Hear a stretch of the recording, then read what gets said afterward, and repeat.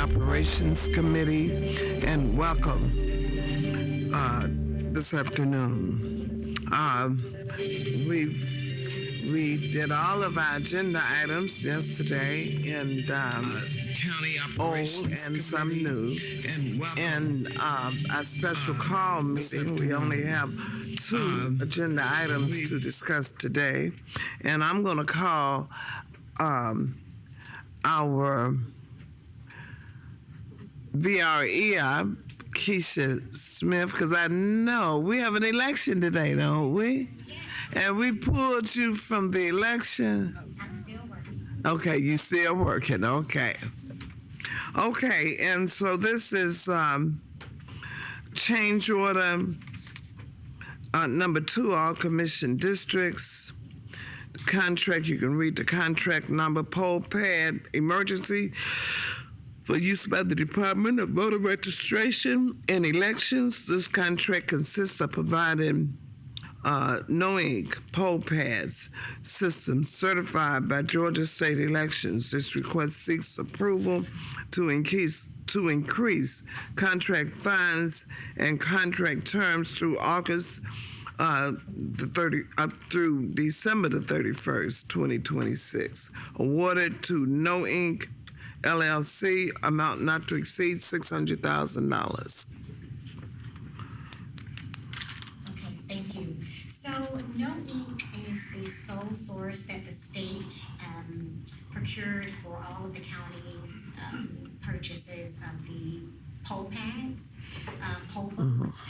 They, at the beginning of the year, expanded their services to include mailing of our notices, so the no contact notice, the NGE notices, as well as our precinct cards.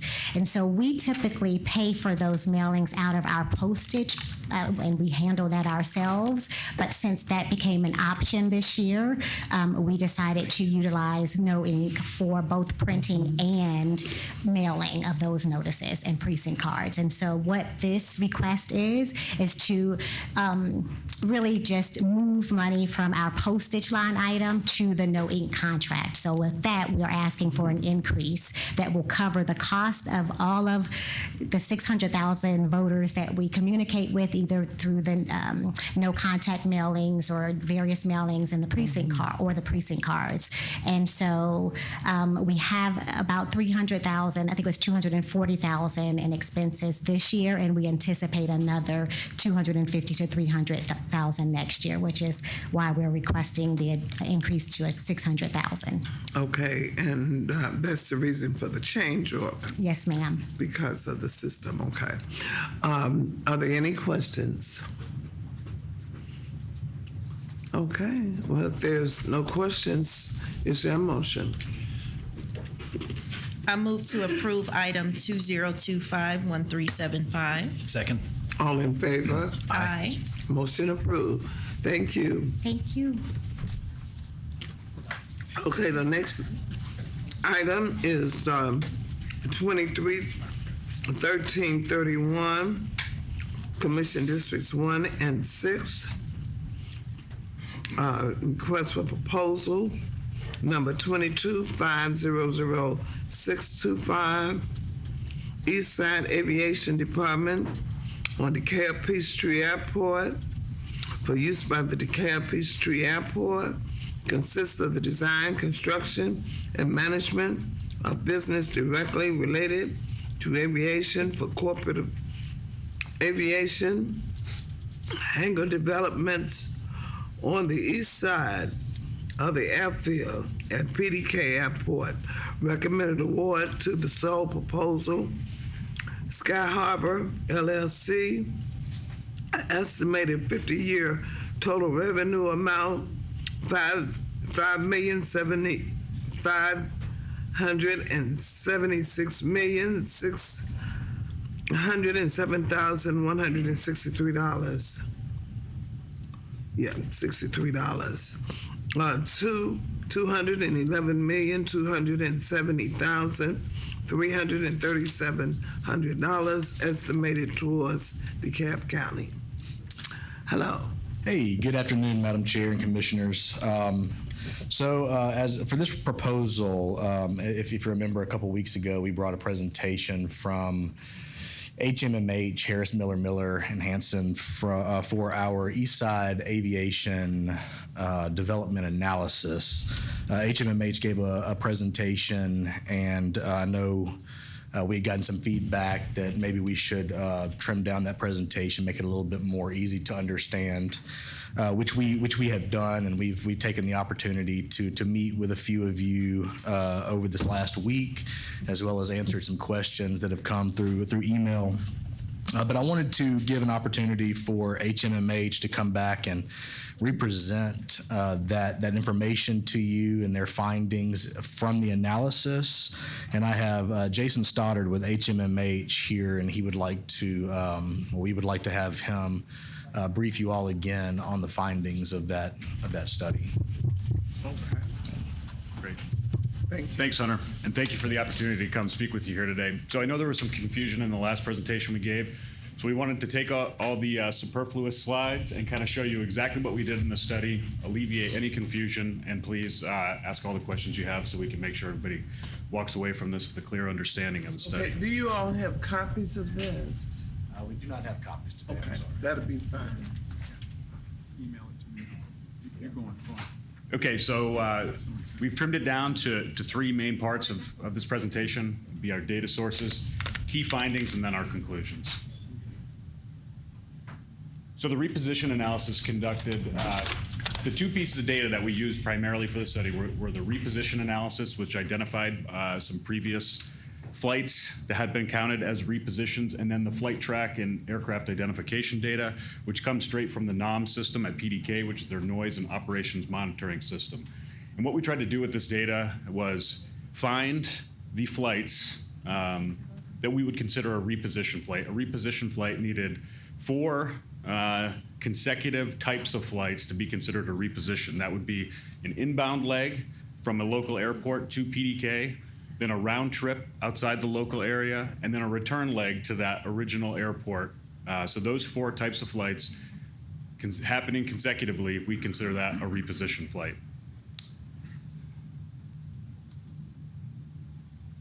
So after conducting the analysis, there were a couple other assumptions that we had made. Sky Harbor had informed us that they are, part of the plan is to build 8 hangars, which can house 2 aircraft per hangar. So that would be 16 total aircraft. We wanted to take a conservative approach and not assume that all of the aircraft would be reposition flights, although that may be a possibility. So we assumed that 50% would be reposition flights, and then the 50% may come from another FBO on the airport, but they're flights that are currently happening at PDK. So throughout our analysis, we identified 1,842 total reposition flights among the top 16 reposition flying aircraft, so to speak. But again, we're only taking 50% of that, so we're assuming 8 of those top 16 are going to house with Sky Harbor, which would be ultimately a reduction in 921 reposition flights, so halving of that total of 1,842.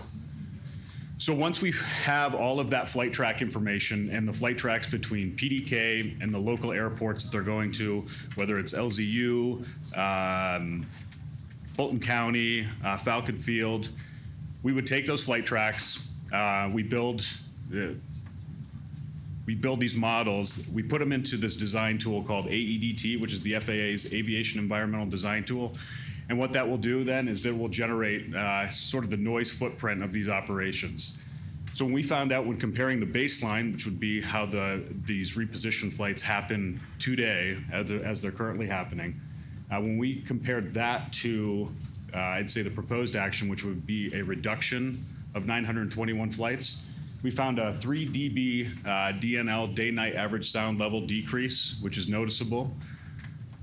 And then we also found 50% reduction in all the associated emissions. So that just follows the logical conclusion that if you have half of the amount of flights, you're going to be producing half of the amount of emissions. Oh, and also this last point's part of the notes. So there is an additional much larger study going on at PDK right now, and the results from this do not affect that larger study.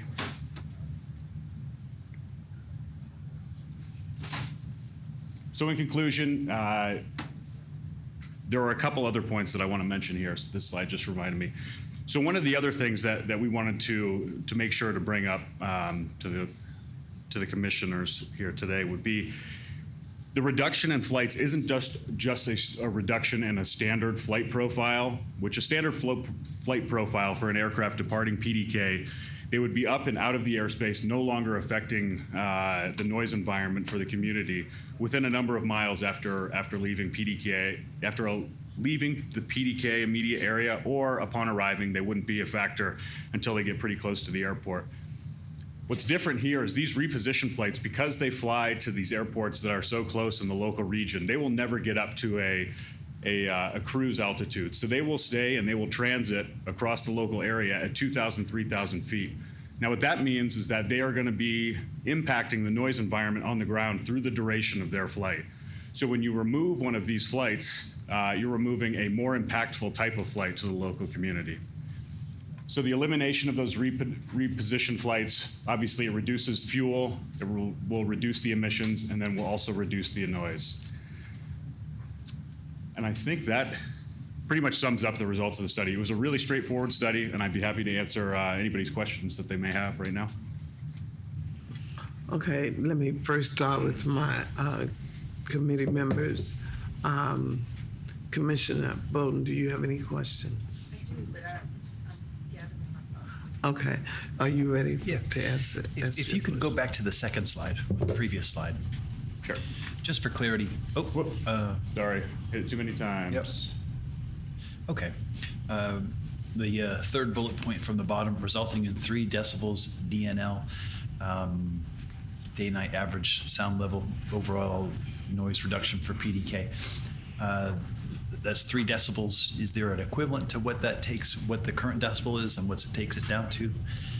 So put another way, you're standing by the interstate and you hear all kinds of truck sounds versus the 3 decibels takes it down to. Right. What's so that? I think like 3 decibels, the addition of like I think it's a conversation basically at 10 or 20 feet. The reduction of 3 decibels, that would be like a 3 decibel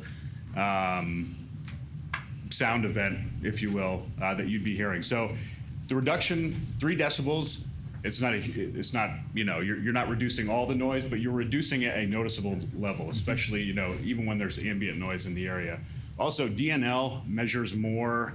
So we have 2 different metrics that we talked about, and I don't think I talked about the second one, but we did talk about DNL.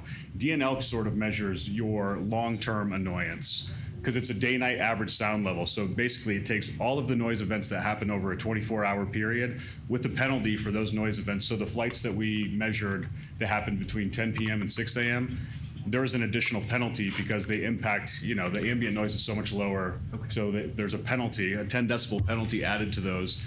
All of those noise events are then grouped together and they're averaged out throughout the 24-hour day.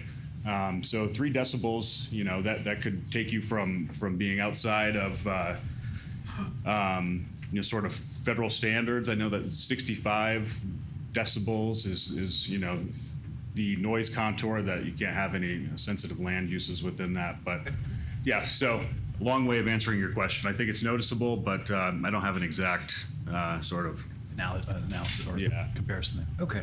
And again, you said 921 repositioning flights is sort of on the conservative estimation on what would come through. Very much so. I think Neil can speak to their actual numbers, what they've shown as far as you know, the reality of how many of their flights or how many of their tenants are former repositioners. But I think it's higher than the 50% we show. So, but we just wanted to make sure that we were conservative in our estimate, showing a benefit nonetheless. Okay. Those are essentially my questions, Madam Chair. Thank you. Okay, thank you. Are you ready? Yes, ma'am. First, I want to say thank you for chatting with my team and I on yesterday and asking my many questions. I only have about 3 today. Okay. And I think one of them is for you, the other 2 may be for Director Hunter. But I just want to confirm, even though that we've established there's a 3 decibel DNL reduction, for those communities adjacent to the airport, will they experience a change when it comes to noise, or will it be little to no change at all? So, I mean, again, that's a really difficult question to answer because it's subjective, right? There's a lot of people that can experience the same two noise events, and one person is very upset by it, and the other person doesn't notice it. So, I think it depends on, how much maybe they're looking for it. But if you were looking for it, 3 decibels is a reduction that you would know if you were paying attention. And the reason that I asked that is because from what I can understand, the lower the aircraft is to the region, the more, well, like you said, it's relative, but those in the vicinity are more likely to experience the noise. And, if you're adjacent to the airport, it is, Right. leaving the airport, you're going to be low regardless. Sure, yep. Okay, so the other question that I have is with respect to emissions, and we kind of talked about yesterday, emissions isn't simply directly related to the number of flights, but we would also have to consider the age of the aircraft, maybe even the fuel that they use. And the assumption is that newer aircraft would probably be based here. So instead of making the assumption, are there stipulations or regulations that you plan to put into contracts or documents to make sure we don't get aircraft, say, older than 10 years old, to make sure that 50% reduction in emission or whatever that number is actual? Sure, and these are things that we can certainly talk about when we get to the point of negotiating contract. But we're not to that point yet. But yeah, that's absolutely stuff that we can factor in when we are discussing the terms. Is that something that's been considered, though, making sure we get yes. newer aircraft? Okay, and not just assuming. So, and then the other thing is, since there are only going to be 8 hangars, of which you said there could be up to 16, are we going to actively recruit to fill those 16 with maybe the top or among the top aircraft to maximize our opportunity to reduce the repositioning flights and not just? Let me let you answer that part of the question. Yeah, I understand what you're asking there. Yes, and that is the goal. That's the primary goal, is to reach out to those first who are considered repositioning flights, and the top among those repositioning flights would be kind of the primary targets. And I believe the Sky Harbor has shown, and Thank you, sir. if we have time for Neil to speak, he can show some slides that show what they're doing at other airports, how it's affecting the repositioning flights overall, and but that is their target. That is kind of their model, the housing-based model of their whole operations, is to find these repositioning flights and bring them to that local airport so that they are not contributing to these noise issues. Okay, thank you so much. I yield back. Thank you, Madam Chair. And in the PowerPoint handout, there is an appendix here, which I think is very helpful. And so I just want to call out the tool that y'all use, the Aviation Environmental Design Tool, AEDT, developed by the Federal Aviation Administration and serves as a critical tool for assessing the environmental consequences of aviation activities. So, I have faith in the FAA that they've developed this tool with, accurate measures and, objectivity, and presumably y'all have the same, sort of standards. You're trying to find what the science and what the data says. So I'm good with just the findings. I do believe that the goal of reducing repositionings, repo flights, will reduce noise and reduce emissions. I think that's just very plain to see. I think what we're maybe grappling with right now, and this is more for Hunter and Zach and everyone, is actuality and perception. And so what we would like to do, and what I'd like to do, is to begin to acknowledge the perception of what Sky Harbor and any other sort of effort to reduce repo flights, what people think it might mean versus what it means in actuality. But then there's always going to be a little bit of a, an in-between. We do know that there will continue to be flights at PDK. It's a general aviation airport, so we can't just say there's not going to be any noise, right? That's just a reality as long as they have that general designation. So I think you're always going to have individuals who say, I've been woken up at night because a plane went overhead. And so to me, that's where I think as y'all work on some of the contract particulars, we just get very clear expectations and deliverables that not only, hopefully meet all the standards of the assumptions and sort of making sure that the assumptions are as accurate and as we can be over the next, 10, 15, 50 years. As it relates to noise. And so I understand that in the past, Hunter, there's been noise mitigation grants, I think, that were through the FAA. So I think it would be good to explore, just the general impact of neighbors who might be, in that flight path regardless of Sky Harbor or not, to just say, here's how we can support sort of those noise, especially at night. I think that's a very reasonable thing to say. It seemed like Sky Harbor has some sustainability targets. I keep hearing EGSE, and then I guess there's like the sustainable fuel mix. So it seems like those are some things that, if there's already movement and preference towards going to that type of sustainability in terms of operations, in terms of the actual hangar buildings, it'd be good just to codify that in the contract.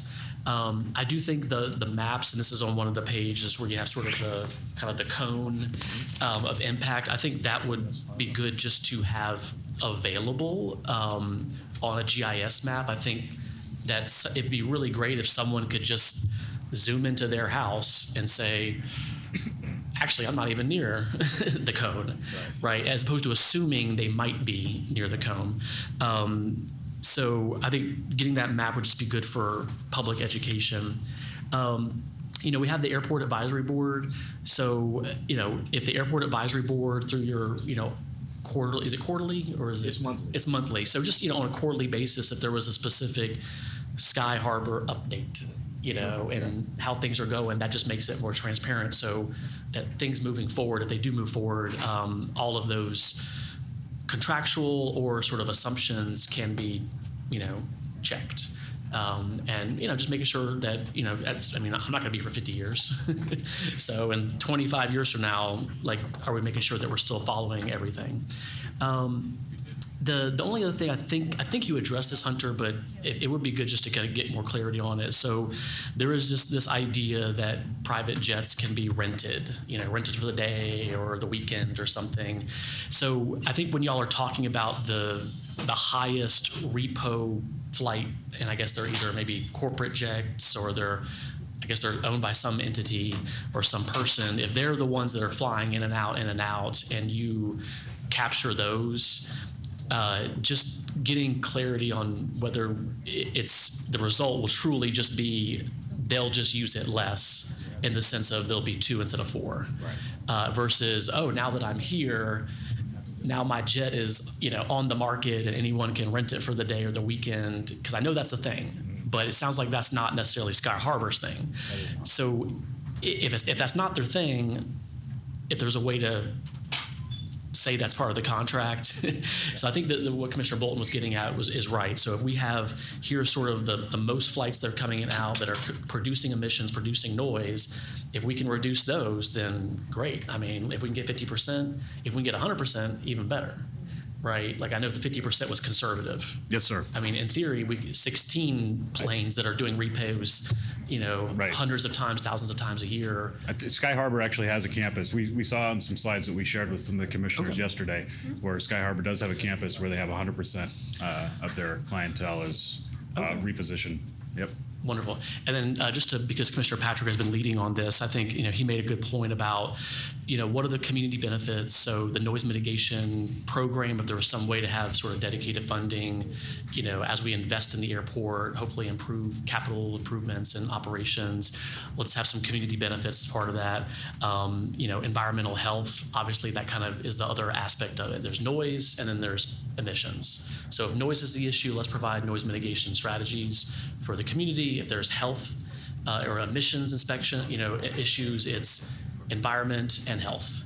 And so I think Commissioner Patrick had a couple ideas about how we can, whether it's in the contract or maybe just as something the administration can agree to in terms of future budget revenues, where we just know that we're actually trying to invest back in the community, particularly around the airport. But certainly, there's aspects all throughout the county that could certainly use that, those investments.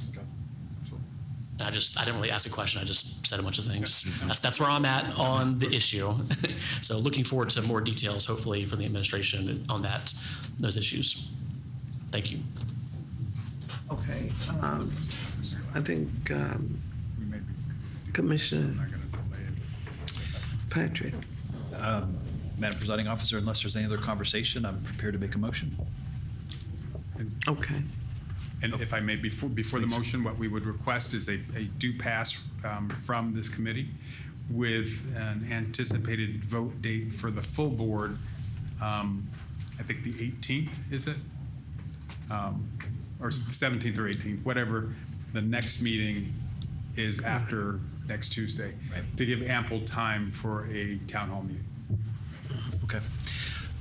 I'd like to make a motion to approve 2023-1331 for a hearing or final vote at the November 18 BOC. Can you restate the motion? Okay. I'm sorry. Make a motion to approve out of committee for a final hearing or a final vote November 18 at the BOC.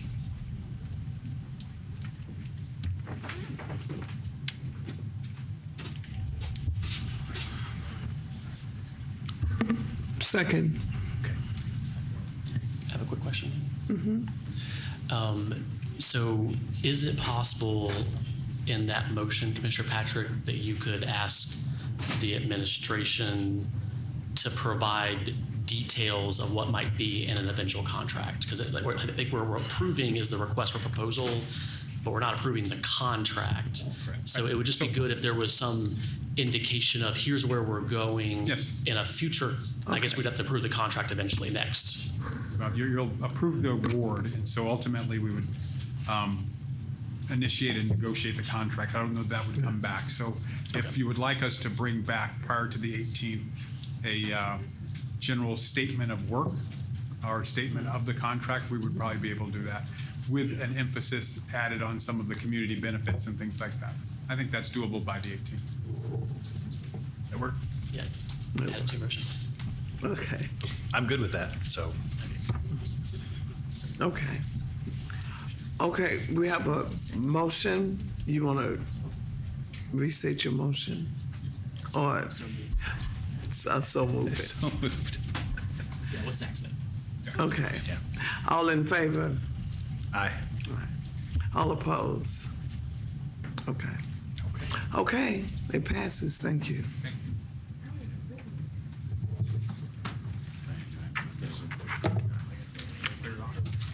Yeah, you.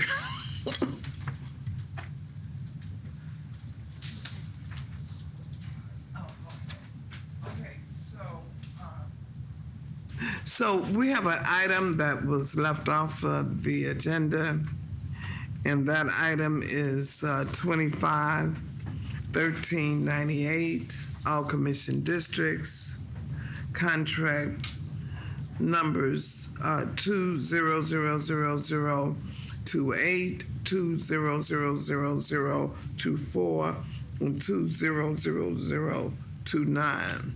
Anti-freeze annual contract, first of two options to renew for use by public works and fleet management. These contracts consist of providing anti-freeze for county vehicles and equipment. This request seeks to ratify a previously provided contract term increase. This request also seeks to exercise the first renewal option through September the 30th, 2026, awarded to the McPherson Companies, Inc., Napa Auto Parts, and Taylor Enterprise, Inc. Total amount not to exceed $70,000. Good afternoon, Commissioners. I am Assisting Director Gordon. What you've read is the request. It is for antifreeze, and this is an annual contract with 2 options to renew. The need right now is $70,000 total. Okay. Are there any questions? Comments? Okay, if none, is there a motion? Make a motion to approve 2025-1398. Second. Okay, all in favor? Aye. Okay, that item is approved. Thank you. So now we're going to begin our discussions. We don't have much time, but our first discussion will be on the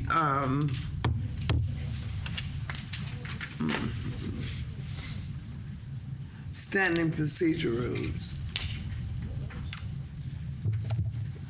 Good afternoon, Commissioners. Good afternoon. So I have a new document for you. This is on your desk and it's part of your packet.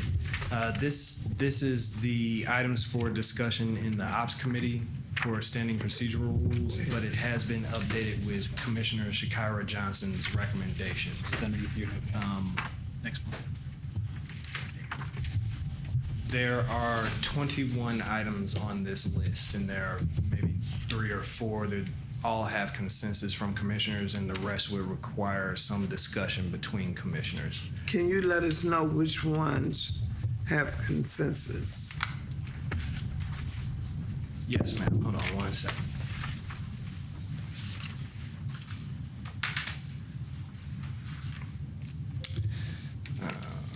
Let's see. We have consensus on amending the standing procedural rules. And that's on page? That would be the last page. I'm sorry, that's on page 8.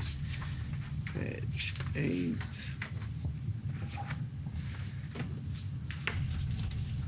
And so that's number 8. Roman number 8.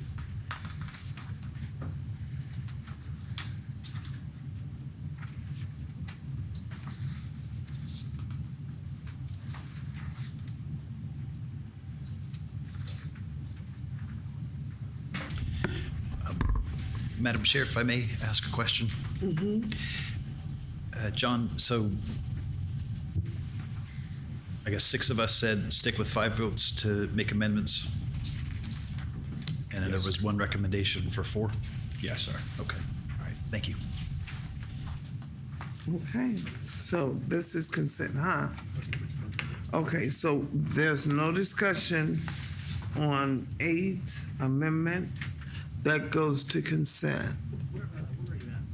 On page 8, the last page. Page 8, the number of the page is in the back. It's the last page. Roman numeral 8. Okay, the next one, John. Going back to the first page, right, the very first item, advising the Chief of Staff to the Board of Commissioners. I have 5 commissioners that have consensus to keep it at advise as opposed to direct. Okay, now which one is that? On page 1D. Page 1. Hold on a second. Okay, advise the Chief of Staff to the Board of Commissioners. Okay, so. I had a comment on that one. So we had,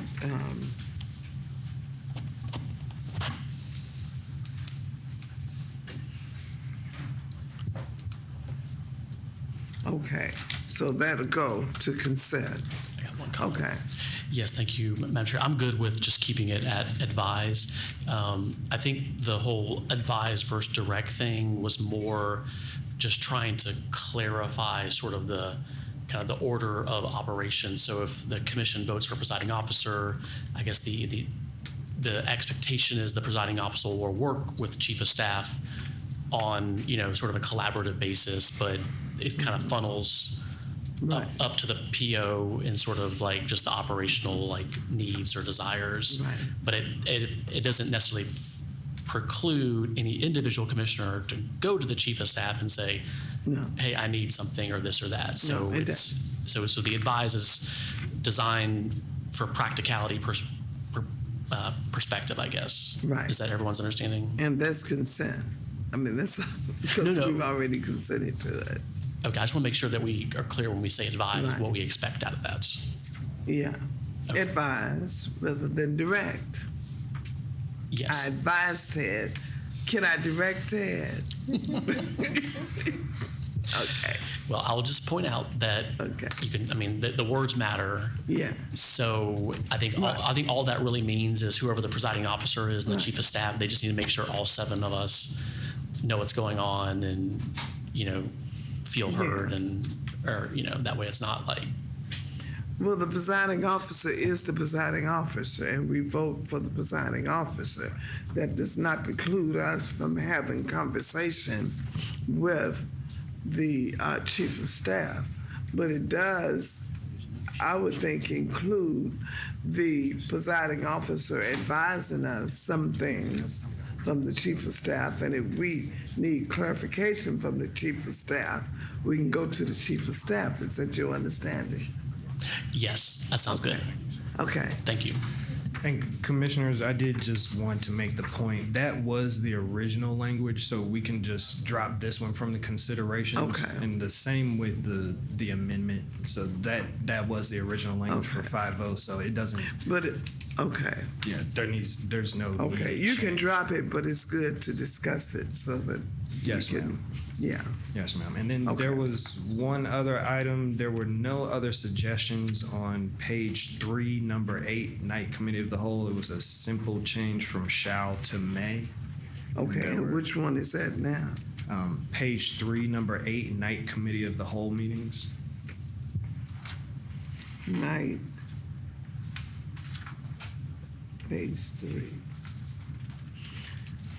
Maybe I can't see this. Oh, at the top. And what is it now? It's a change from shall to may. Oh, okay.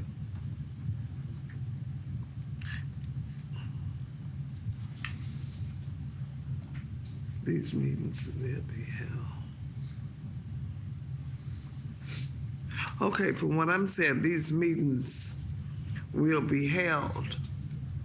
Is that change from will to may?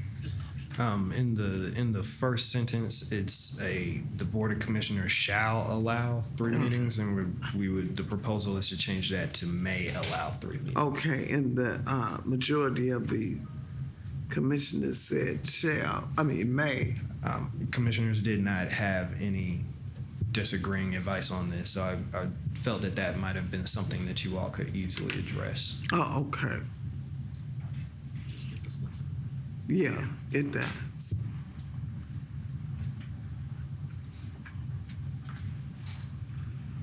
Well, what about where it said these meetings will be held during the months of February, June, and October? Yes, you're correct, Commissioner. That's also a may. Should be May. Yes, ma'am. Okay. And that should be a consensus. Yes, ma'am. Okay. Moving back to the first page, now we're down to 19 items. Madam Chair, I actually had one small Okay. thing to consider on the night committee of the wholes. I think that the intent of the night cal was actually for kind of like almost like a closer to a kind of a town hall kind of format. And I might suggest if we could just say that that during the 3 meetings of the Board of Commissioners, the public comment section shall start at 6:30 and may last for up to 60 minutes. No. And the reason why I'm saying that is because committee of the holes are naturally short meetings anyways. We're not really discussing specific agenda items. They're really just there for presentations. Okay. And so they're short meetings anyways.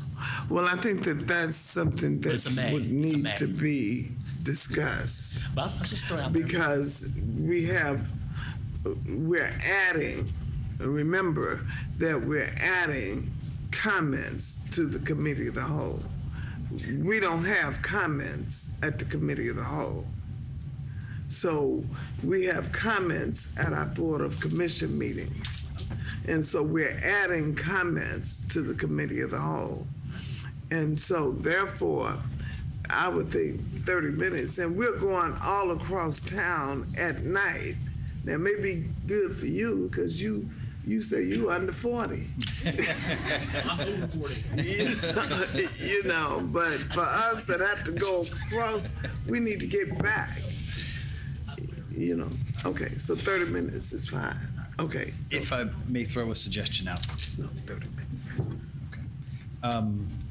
So right now we talk about 3 meetings in the months of February, June, and October. What if we were to remove those specific months? It may be that May, June, and July are the better times, just for travel time, or it may be preferable for other times in the year rather than those specific 3 months. How would you guys feel about that, or just stick with what we got? I think that we should be flexible on the months as well. What do y'all think? Yeah, I think we should be flexible on the months also, but Without stating, okay, our county attorney. That's here. Commissioners, if you change it to may, then, in other words, if you change it to you may hold the meetings rather than will hold the meetings, then the dates are also just suggestions. Okay. Thank you, sir. Okay. Is that- So if they need to be changed, we got May in there. Towards Commissioner Patrick's Understood. point, Understood. do you want the specific month language removed from the? I'm with the county attorney. Since you said it's May, you have a baseline, but if we need to change it, it could be changed. What do y'all think? Commissioner Bowden? Yes, so when I had my initial meeting, I did indicate that I like the flexibility, but my understanding and why we have February, June, and October is to ensure that over the course of the year, we, just like we do with changing the time of day, we do it in different seasons to make it more accessible to everyone. And so one in Q1, Q2, and Q3, or whatever quarters those are of the year, so that they're not all on top of each other. Right. That may means they can be back to back to back, and that may not be convenient for the majority. So should we keep this as a base? And then if it needs to be changed for any particular reason, We have the authority. we have the authority to do so. Yeah, we'll keep it as a Okay. base. Okay. Final question on this point, if I may. Okay. So when I was presiding officer, we had a very successful out of Decatur cow during the day. I think it was at regular hours, 9 o'clock in the morning, I think is when we started, maybe 10. Are we sticking with 5:30, or can we have the flexibility of? Well, I think the reason for the night meetings is because people work during the day. Understood. And so that was the reason for the evening meeting.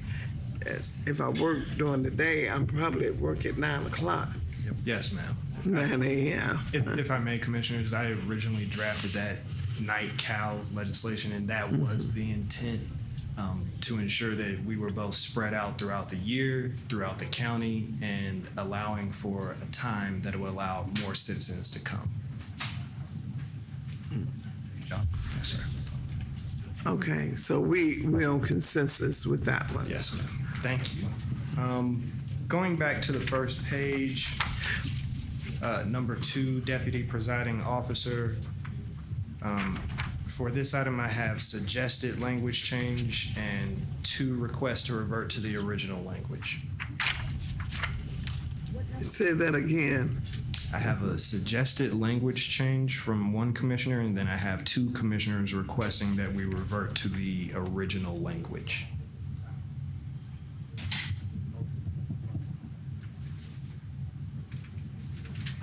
Tell us the difference between the two.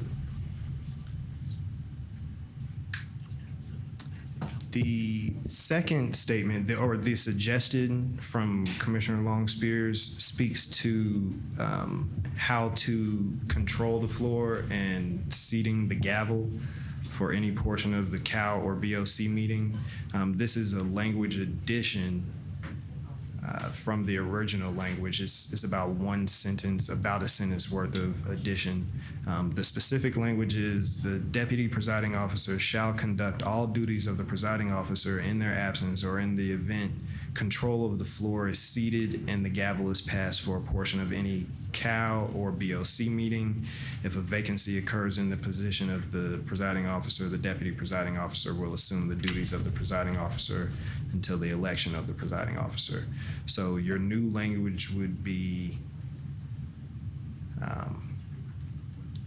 in the absence, or in the event control of the floor is ceded and the gavel is passed for any portion of the COW or BOC meeting. So that would be your language addition. It's a clarification of what would happen should the PO leave the floor. So if the presiding officer is not here, it would fall to the deputy presiding officer. Yes, ma'am. Okay. Where do you say that? Oh. Well. I just. Okay. Okay, so you're saying that the PO is, if the presiding officer is sitting here and they may have an issue in front of the board, then they just pass it to the presiding officer. But I think that's already handled in Robert's rules. Like that's our standard practice as it is. Yeah, so I mean, so is there a problem with that? No, ma'am. It's up to you all. If you would like the new language that provides just a little bit more clarity, the old language does cover that instance as well, though. So what do y'all suggest? I suggest Just keep keep it the way the it is. original language. Yeah, we're Okay, protected. I'm fine with it. Okay, so that's consensus. Yes, ma'am. So we will have consensus on that one and remove it from the list. Right. All right, our next item is on page 2, elections. We have a suggested language change from Commissioner Long Spears. Again, is a clarification of the process. The suggested language change is at the first regular meeting in January of each year, the commission shall elect from its membership a presiding officer and a deputy presiding officer. The newly elected presiding and deputy presiding officers shall begin their duties at the end of the Board of Commissioners meeting at which they were elected. The newly elected officers shall begin to preside over the Board of Commissioners meeting and the Committee of the Whole meeting next scheduled and held after their election. And then I have a suggested language change from Commissioner Messiah to elect the presiding officer and deputy presiding officer at the next BOC or COW at the beginning of the meeting. I think that she meant the first BOC or COW of the year. It would be the first BOC of the year at the beginning of the meeting. Commissioner Patrick requested that we revert to the original language, and Commissioner Shakira Johnson said that she would like to delete the sentence, the newly elected presiding officer and deputy presiding officer shall begin their duties at the end of the Board of Commission meeting at which they were elected. The original language just speaks to electing a presiding officer and deputy presiding officer at the first regular meeting in January of each year. I think it should be clarified because as to when the newly elected, and I like keeping it at the first meeting in January, but I think it should be clarified as when the new elected official began. And I would like to suggest that they begin at the very next meeting so that you can have some consistency at the meeting that they're elected at. Are you okay with that? I think the original language works fine. At the end of the day, it comes down to us working with one another. I think the practice has been the PO from the previous year presides up until the end of that meeting, and then at the beginning or That's at what that we just end, said. it continues on. But I think That's what we that just is said. people just agreeing to be agreeable and work with one another Yeah. versus. I mean, we're saying the same thing. Yeah. So I think if it's in writing, we wouldn't have any confusion like we had at the last meeting. Because sometimes we don't work well together. Now, we don't fight, but we don't work as well as we could. So I think we should have that language in there. I mean, it's what you're saying. Yeah. Okay. I just want to say I'd like to have it clarified as well because I understand what you're saying happened in the past, but my first and only experience was not that seamless. The transition was not. It is a new group of people learn to work with one another, and those things happen on the way, and that's just human nature. That's my take. Okay, so Clarify. we're going to put the language in there. We're going to put it, because you outvoted. I support clarifying. Okay, yeah, you outvoted on this one. I can live with that. So I Okay. will make a note that we will work on clarification language. Do we have any consensus on Yeah. in the next meeting, the beginning? Yeah, of the next to meeting? the beginning of the next meeting. Yes, ma'am. Yeah. Excellent. Okay, so one more on this. Y'all are wrong, first of all. But to help you stay on the right path of your wrongness, you want to have it so that at the minute that meeting ends with last year's PO is finished, that minute afterwards, the new PO takes over. And that new PO may be responsible for committee assignments. And we want them to have that authority to be able to do that and not be tied up until the beginning of the next meeting. Yeah, well, But they y'all can are do wrong. it between. And I made you right. I can receive that wrongness. Yeah, yeah, they can do it in between. So At the officially, Yeah, at the end of the officially, meeting, it's they will over. take over at the end of the meeting. Yeah, That's at the end of the meeting. amendment. Yeah. Yes, sir. Okay, so our CEO is here, and I did not see you, Madam CEO. So we're gonna pause. Yes, No, ma'am. we won't pause. We just gonna get the rest of the time. We'll come back to this. But I just want to say, thank you, John. Yes. You're doing an excellent, excellent job. Thank you. And we appreciate you. So we'll start where we left the Yes, ma'am. last We'll meeting. start back at quorum when we come back to this. Yes. Okay, thank you. Commissioners. Okay, okay, Madam CEO, the floor is yours. Well, I am honored by you bringing me up upon recognizing me as being here, and we have brought along for you a card and flowers. Oh, thank you. We want to publicly acknowledge from the executive office the loss of Kathy, your dear friend, and just say that you have our heartfelt condolences. Thank you so much. You are welcome. And you're welcome. I came down today to talk about the charter review. A few weeks ago, probably a month or so now, we sent out a letter to finally move charter review forward. It actually began by executive order back in March of 2021, and an entire team of individuals, 15 to be exact, were organized on behalf of DeKalb County, both the commissioners as well as various organizations, including the General Assembly, and they have put many hours into developing recommendations. They met 20 times and had 6 public hearings. And many of us who are here today are very familiar with those meetings because we participated in several of them. And as a result, we are seeking at this time to move forward with and finally be honorable as to the recommendations that have been made that are associated with our Organization Act.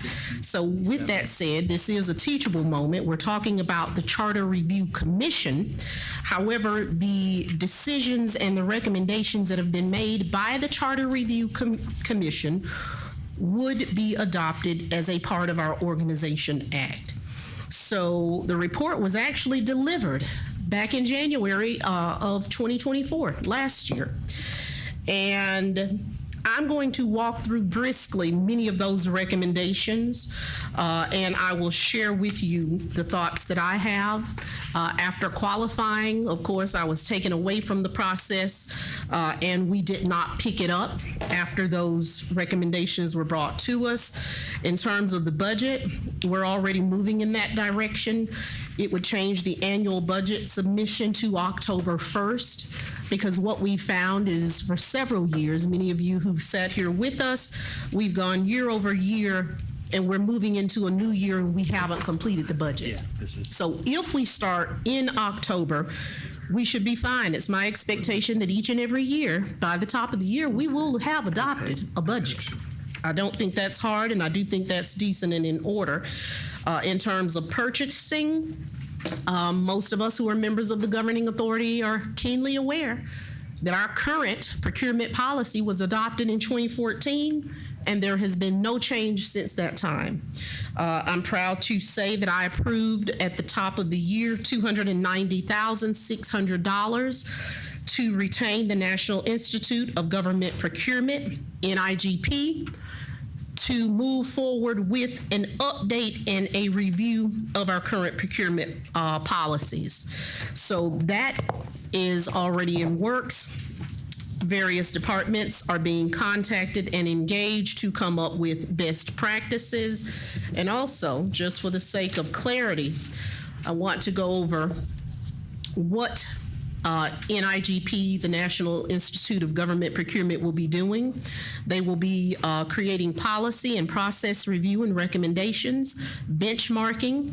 They will also assess small business program, we call it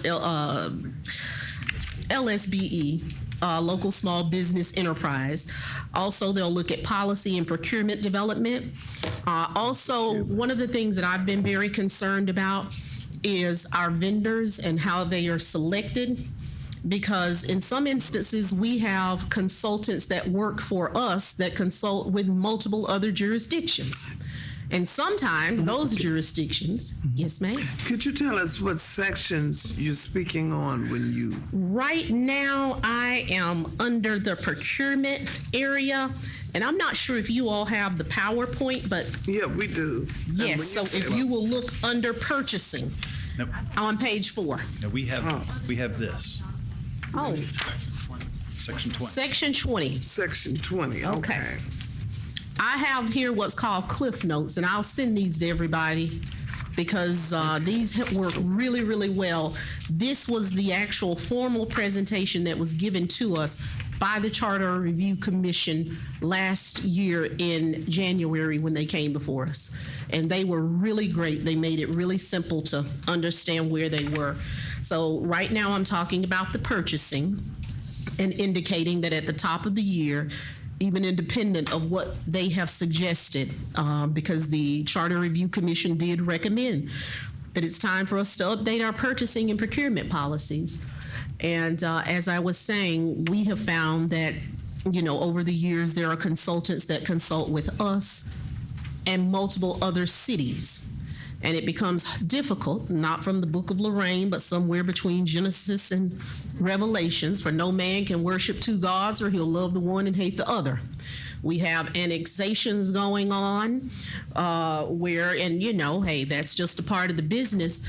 But how do you choose when you are working for two different entities? So I find that to be a conflict of interest. So there were specific things that I pointed out and wanted to make sure as NIGP looked at our procurement policy, they would pay special attention there to ensure that we have best practices.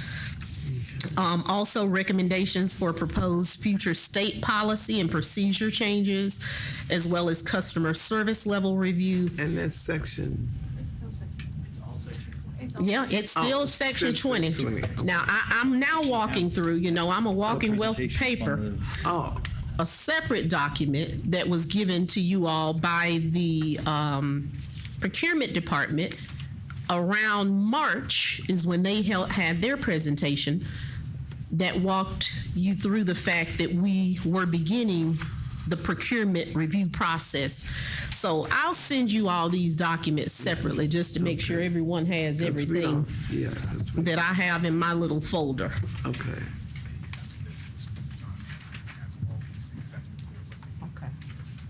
And I now have what Mr. Manson's put together. If my eyes, he has very small font here. So I'll try and. MC, it would be helpful for me to explain because that's this in larger format, which they have. Okay. I think that would be helpful. Yeah. I'll let you go first. Thank you.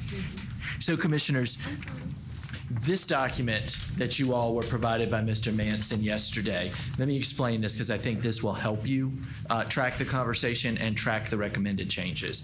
So what this document is, starting on page 51 of the Charter Review Commission's actual report, which was provided to you yesterday, they provided a summary of their own suggested changes. What we did in the law department is take that chart in full and turn it into this chart.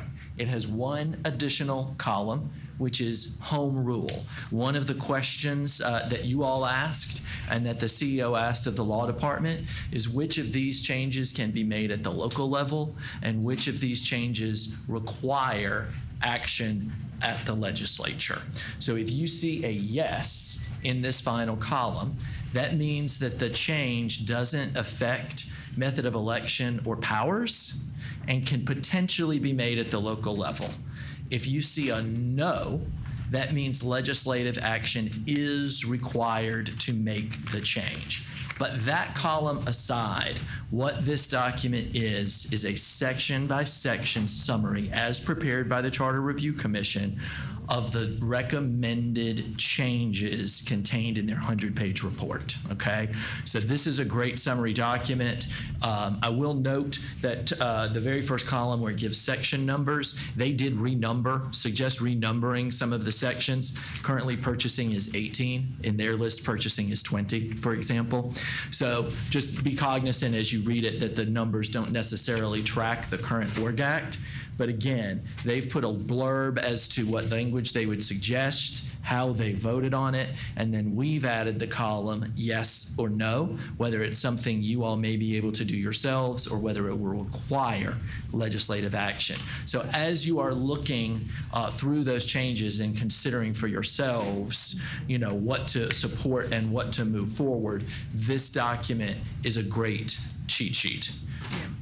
So I just wanted to clarify that because I think we're looking potentially at two different documents, but this is a great starting point just to see what they've recommended. Okay, great.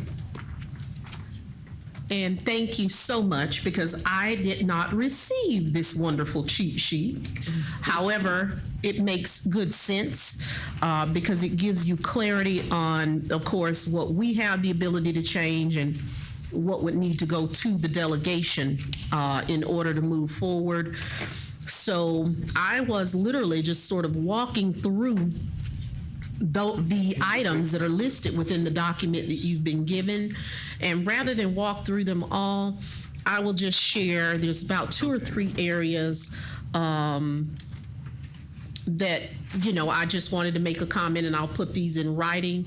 As it relates to appointments and boards of commission, it is recommended by the Charter Review Commission that the COO, the Chief Operating Officer, is responsible for tracking appointments, expiration dates, and vacancies. And I don't think that's the best practice. I think that should be the responsibility of the clerk. As a general rule, the clerk follows the appointments and the tracking. And I think we all know that we've had some issues with that. And perhaps there's no clarity around who's supposed to be responsible. Maybe that's why when I walked in, we experienced what we did. What section? Okay. That's section 15. Section 15. And I think Page 3 of the document, I'm told. Okay. Appointment to boards and commissions. And the last recommendation under that section is to establish the COO as responsible for tracking appointments, expiration dates, and vacancies. And in most other jurisdictions, that is the responsibility of a clerk. So I just want you to be mindful. That is the recommendation of charter review, but I don't think that would be the best practice.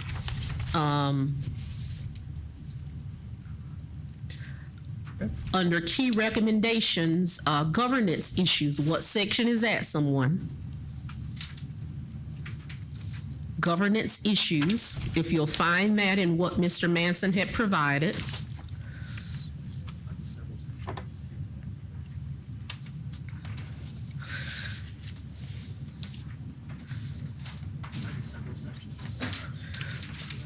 I know there had been conversation about it. I'll just move forward and make my statements and we can walk back through this. I'll send mine over in bullet form. I am concerned with, and we've talked about this before, following the adoption of an authorizing resolution that authorizes the BOC to issue subpoenas and require production of evidence when making inquiries and conducting investigations into the affairs of county departments and agencies. Back then, I expressed concern, and also I know that we had former chief executive officers that came forward because, unfortunately, the nature of politics is inherently political, and I do not believe that it's a good practice for us, and I include I in us. I think when there is reason for there to be an investigation, the law department should handle it. Thereafter, once proper counsel is engaged, at that time, once an investigation ensues, that particular agency should have the authority to make recommendations for subpoenas, but not individuals and individual commissioners.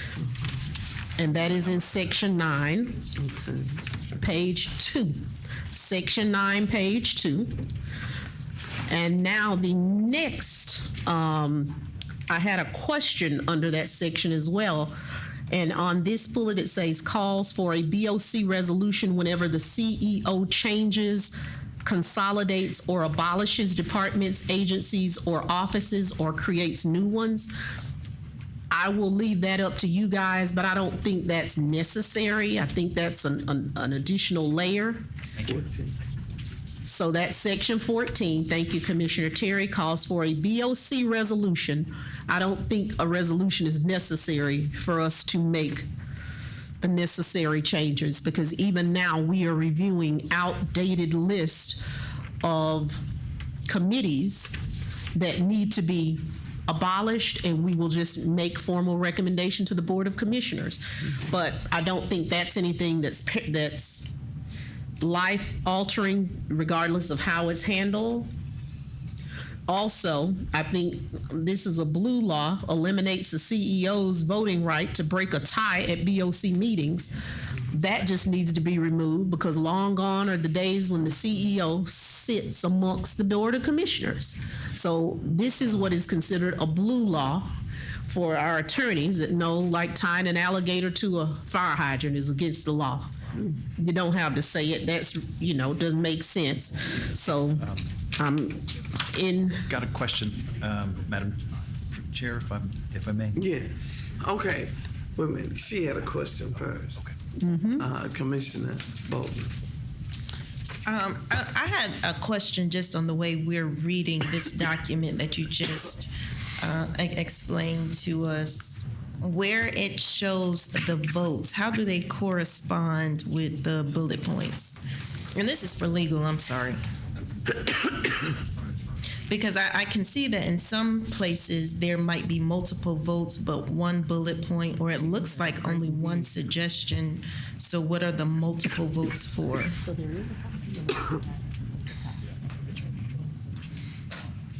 Section 5, for example, ma'am. 15 ayes. So they just then- didn't put it in the bullet point. So if you look in the votes section, the second failed.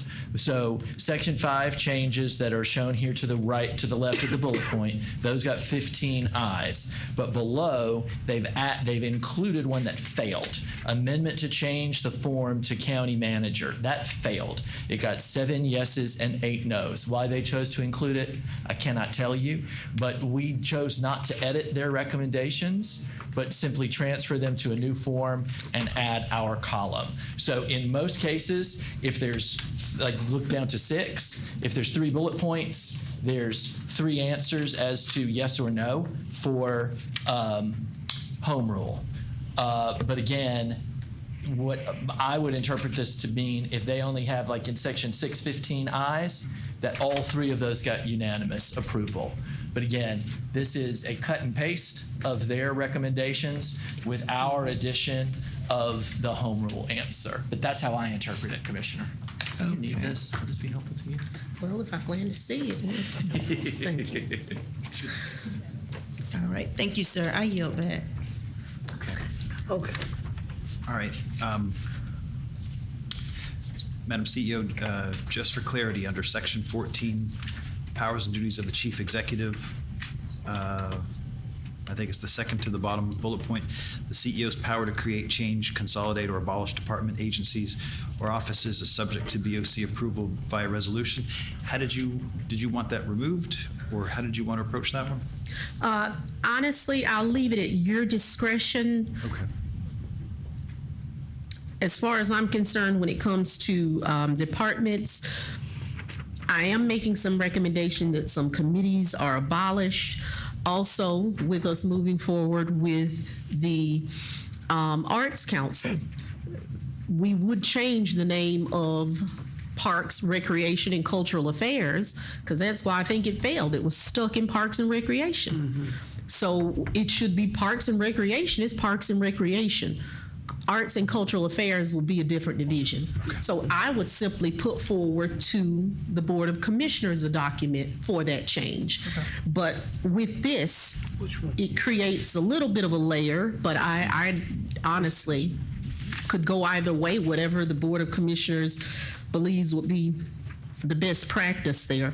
I just wanted to say that I don't think it's necessary, because there would never be a time, and based upon my authority, that I would make a decision of that nature, and it wouldn't come before the BOC regardless. CEO's power to create. Is what I'm saying. So, okay. I would, just for consumption, I'm saying I'm comfortable with the language as it is, and I suspect if there were changes that we would all want to have a formal process similar to what this lays out. So, if there's no harm, no foul on that one. You keep this, what they are. And then section 12 under presiding officer. Well, let's see if there's any questions under 16. What? I mean, not the 14. I'm sorry. Okay. Yeah, and just I think part of the exercise here is to think about current but also future elected officials. So a charter that might be anticipating when no one gets along and there isn't good communication like we have now. And so it seemed like that section, the power to create, change, consolidate, abolish departments, agencies, or offices, was maybe something happened in the past where a CEO just said, I'm going to create something and here it is, and the commission never had a vote in it. And I think it's great that you're saying, well, I would do that anyways. So maybe it would just be good just to clarify, maybe there's an objection or something as opposed to a unilateral power. Mm-hmm. And so to Madam CEO's point, if she's talking about doing a change or a consolidation and she brings that forward, then everyone's on the same page. If it's done unilaterally, the commission might just have we object to it, and then that might be a triggering thing. In the event of the future where someone isn't as forthcoming in that position, and vice versa with the commission. Well, I sort of think this is that we can deal with that through appropriations. That what we do. The CEO is the one that deals with the day-to-day operations of the county, not so much whether we or they, whether we get along. They're voted on by the public. And if it's something that the public does not care about, they can vote them out. I think if we are having too much, I don't care if it's this CEO or another CEO, whether I like the CEO, it should not be the question. The question is who put the CEO in office and what is the CEO's powers? And I think what we try to do a lot of times, and I said we, is operate as we're many CEOs, and that's where the problems come in. I think if we know what our position is, and we work with that position, what people put us in for, and if it's something that we don't particularly care about, then we deal with it by the purse, but not in combat with this CEO or future CEO that we may disagree with their policies. Can I ask a question? And we can always run for CEO. So in the future, let's just say we're all gone and there's new CEO, new commissioner, Right. and a CEO said, I would like to abolish the Office of Youth Services. And would in that scenario, or any scenario of a department that maybe we cared about, would there not be rationale to say, well, we might need to think about that one? And what I'm saying is the commission should have a reactive role. So this is very hypothetical. If the CEO would like to create, change, consolidate, abolish departments, agencies, or offices, it seems like they have that power to do that right now. Right. I think what's missing, and I think what the Charter Review Committee was getting at, is there should be some potential for reactivity. So this is probably the extreme example, right? I don't think it's really going to happen. I'm not too concerned about it. But again, I'm just trying to put myself into the future. So what are you suggesting on that? Well, simply to say, instead of approval via resolution, just a language that just says the Board of Commissioners, maybe with a supermajority, could overturn that abolishment. 5 votes. I would say a supermajority. I wouldn't have a problem with the supermajority. 5, I think. Yeah. I think that's reasonable. What are your thoughts on that? Honestly, because I work with you, and again, there are some departments you will be receiving a document. Parks and Recreation should be Parks and Recreation, not Parks, Recreation, and Cultural Affairs. Yes. I just don't see, honestly, there's some things, but I've seen stranger things. Some things that I just don't think that I could do or should do without a conversation in terms of getting rid of departments and so forth. So I can respect and understand there may not always be, and there will not always be a me. So whomever is next and how they choose to handle or work with the BOC, I can see where it could be decent in order to have a super vote that would say you can't get rid of a department. Right. Because right now on the federal level, if I might say so, we're seeing the elimination of departments at will. And to be honest, there has been a concession of power and no one says anything. Or an acquiescence. Or acquiescence. So with that, I'm for, and I vote because I've sat where you sit.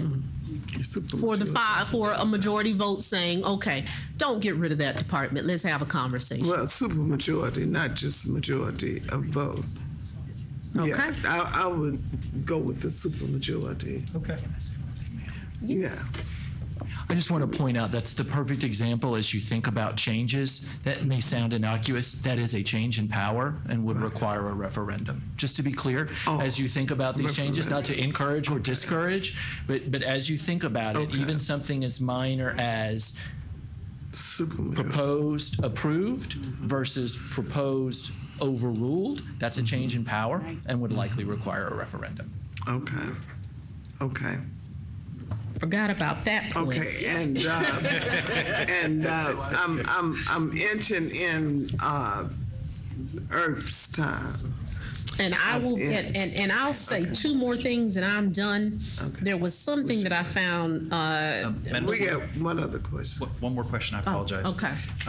Section 12, presiding officer, eliminate relating to CEO's voting rights at a BOC meeting.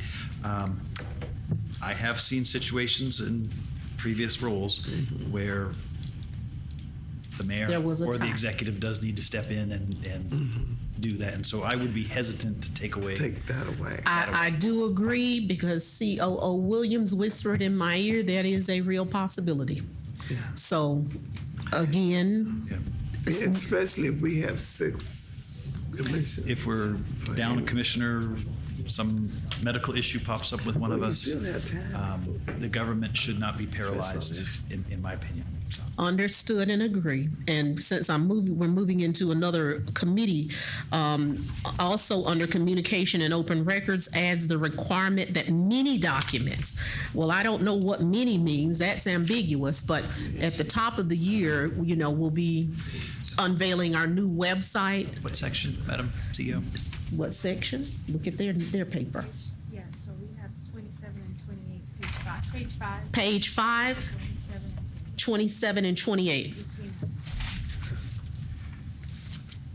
So it says requirement that many documents must be put on the website. They didn't state what many is, but I'm sure that means our audit reports,